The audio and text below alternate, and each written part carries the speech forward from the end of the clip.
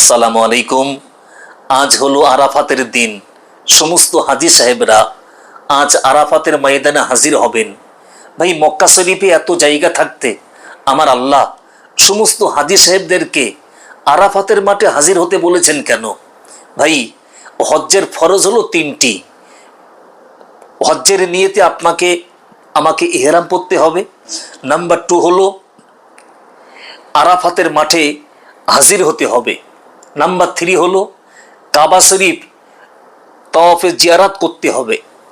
ভাই, কাবা শরীফ প্রথমে কারা তৈরি করেছিলেন? আল্লাহর ফারিস্তারা। 10,000 বছর পরে। কাবার গুরুত্ব দেখেন, কাবার পাওয়ার দেখেন, কাবা শরীফের বরকত দেখেন, কাবা শরীফের কারিশমা দেখেন। 10,000 বছর পরে আল্লাহ নবী আদম আলাইহিস সালামকে সৃষ্টি করলেন। আল্লাহ বললে, আদমকে দিয়ে যেখানে কাবা ছিল ওখানেই আবার সেম জায়গায় আল্লাহ আদমকে দিয়ে কাবা তৈরি করেছিলেন। ভাই, নবী নুহুর প্লাবনে কাবাকে আল্লাহ উঠিয়ে নেয়, হাজারে আসওয়াদ পাথরটাকে আবু কুবাইস পাহাড়ে রেখে দেয়।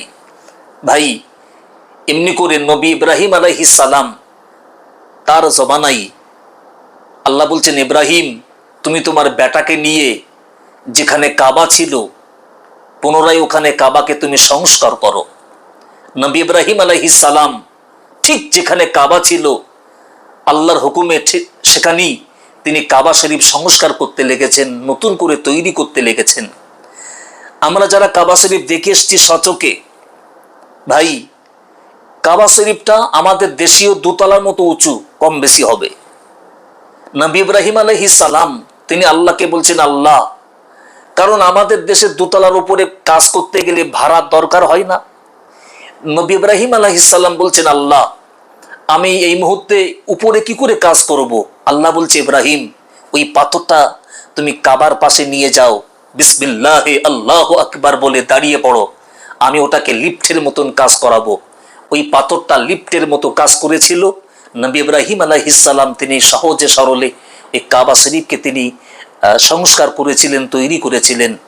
ভাই, কাবা শরীফের পাশে একটা জায়গা রয়েছে, একটা ছোট্ট কাচের ঘর রয়েছে, মাকাম ইব্রাহিম বলে। ভাই, ওই ইব্রাহিম আলাইহিস সালামের সেই পায়ের চিহ্ন পাথরের উপরে আজও রয়েছে। সমস্ত হাজিরা দেখে আসেন।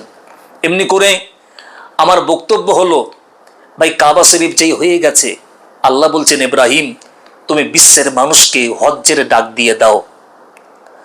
নবী ইব্রাহিম বলছেন, আল্লাহ, এটা তো জনমানব শূন্য এলাকা, কোনো ঘর নেই, বাড়ি নেই, মানুষ নেই, কেউ নেই।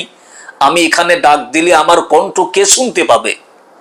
আল্লাহ বলছেন, ইব্রাহিম, তোমার দায়িত্ব হলো আওয়াজ দিয়া তোমার কণ্ঠের কণ্ঠকে মানুষের কানে পৌঁছে দেব আমি আল্লাহ। নবী ইব্রাহিম আলাইহিস সালাম তিনি ওখানে দাঁড়িয়ে বিশ্বের মানুষকে হজ্জের ডাক দিলেন। পৃথিবীর এক প্রান্ত হতে অপর প্রান্ত, পূর্ব হতে পশ্চিম, উত্তর থেকে দক্ষিণ পর্যন্ত আমার আল্লাহ প্রত্যেকটা মানুষের কানে পৌঁছে দিয়েছেন। শুধু তাই না, যখন আমরা রুহের জগতে ছিলাম, প্রত্যেকটা রুহ নবী ইব্রাহিমের এই ডাক শুনতে পেয়েছিল। যে সমস্ত রুহগুলো বলেছিল, লাব্বাইক আল্লাহুম্মা লাব্বাইক, লাব্বাইক লা শারীকা লাকা লাব্বাইক, ইন্নাল হামদা ওয়ান নি'মাতা লাকা ওয়াল মুলক লা শারীকা লাক। যে রুহটা একবার বলেছে পৃথিবীর জমিনে এসে সে একবার হজ করি তবে মরবে। ভাই, যে রুহটা একাধিকবার বলেছে ওই রুহটা একাধিকবার এমনি করে হজ উমরা করতে থাকবে।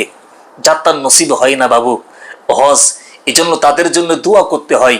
আজকে আমি যে কথা আপনাদের খেদমতে বলছিলাম, ভাই, মক্কা শরীফে এত জায়গা থাকতে আমার আল্লাহ তিনি আরাফাতের মাঠে সমস্ত হাজীদেরকে কেন ডাক দিয়েছেন?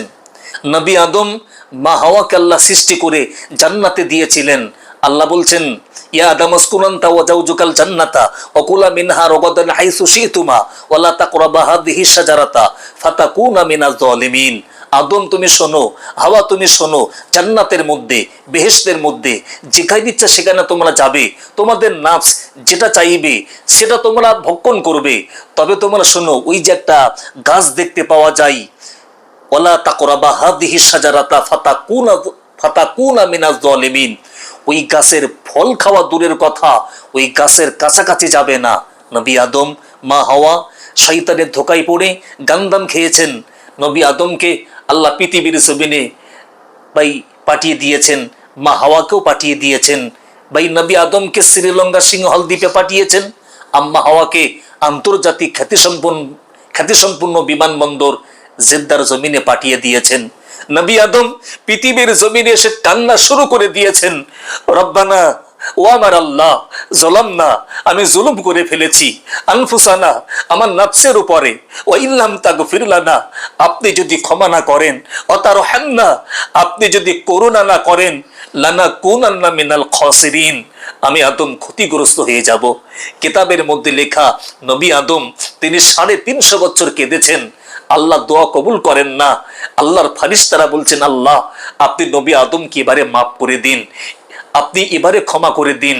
আল্লাহ বলছে, জিবরাইল পৃথিবীর জমিনে তুমি গিয়ে সারবাগিরে আজান শুরু করে দাও, আমি আল্লাহকে মাফ করে দেব।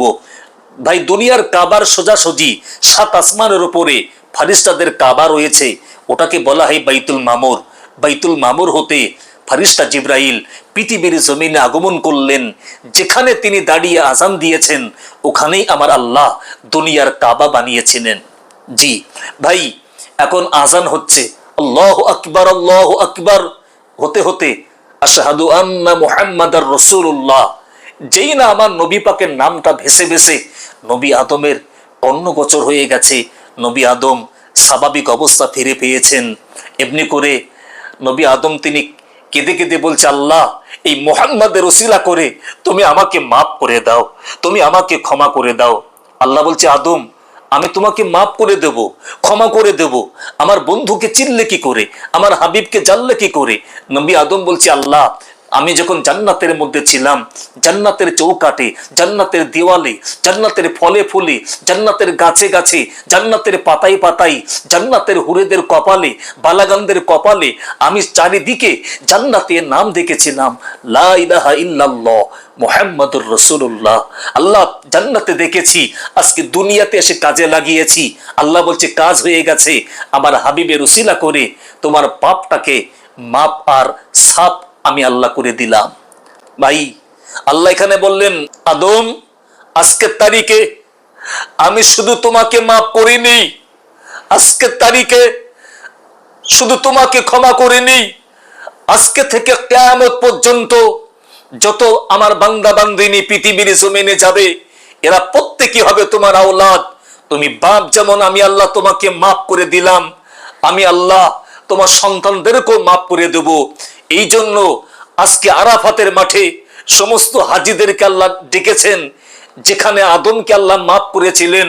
হাজি সাহেবরা আজকের তারিখে প্রত্যেকে ধনী গরিব এমনি করে সাদা কালো ভাই কোনো ভেদাভেদ থাকবে না, কোনো পার্থক্য থাকবে না, প্রত্যেকের গায়ে থাকবে ইহরামের কাপড়, মাথায় টুপি থাকবে না। উত্তপ্ত রৌদ্রে প্রত্যেকটা হাজি সাহেবরা আল্লাহর দরবারে কানবেন।